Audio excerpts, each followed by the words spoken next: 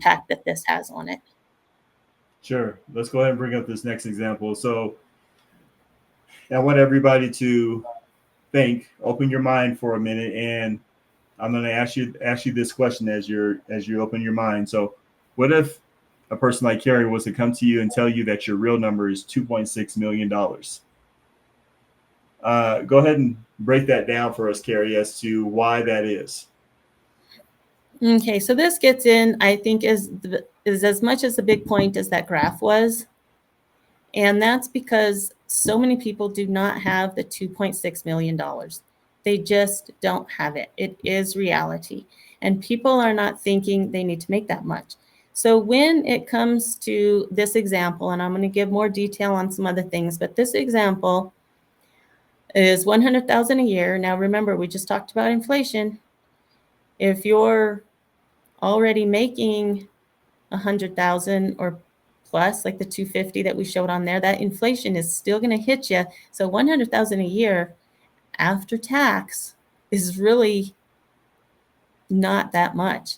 The next one, the retirement age is 65. Well, now with things going on and people living longer, this could go up to 70, 75.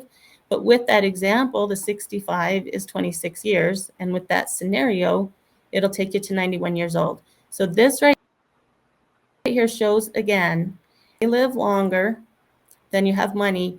So this is what needs to have in your account. Some of your money still needs to be in the market to be able to be getting that 3% return minimum, at least to go with inflation, because we don't want your money to all of a sudden disappear at 91 because you just started using your investment as a cash savings account.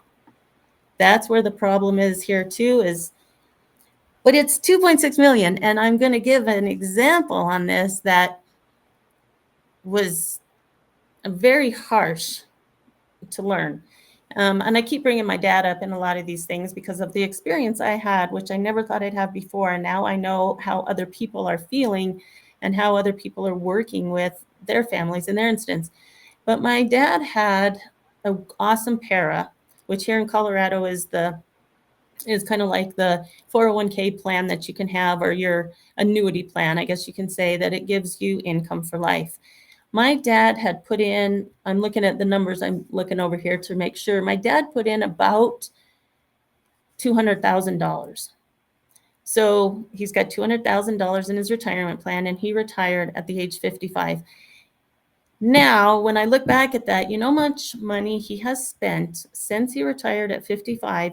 He has spent over $2.5 million.